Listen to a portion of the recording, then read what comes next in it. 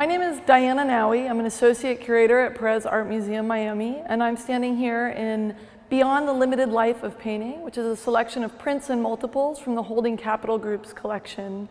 And I'm in front of a work by Roy Lichtenstein from the 90s, a work called Water Lilies with Willow from 1992, which is really an exceptional example of his work. It includes many of his signature motifs.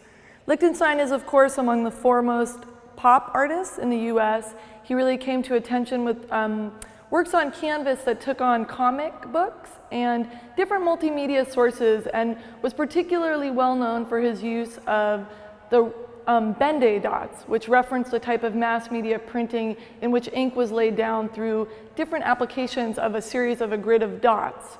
And so we see that reference in this work, which allows us to kind of enter into the world of Roy Lichtenstein's way of working, which has a lot to do with still, even in the 90s, uses of graphic motifs, bold lines, and flat panels of color. So still, 40 years after he really came to the fore, he's still thinking about issues of representation in mass media and printing techniques. This is part of a series that he did in the 90s, as I mentioned, that he worked with a specialized printing house, and this is actually done on stainless steel. So it's ink applied directly to the stainless steel. Certain areas are burnished steel, and certain areas have been brought to a shine, so they work as a mirror. And then, of course, we see the water lilies of the titles, which for Lichtenstein was a reference to the work of Claude Monet, a very famous French impressionist, who created a series of works based on water lilies in his garden.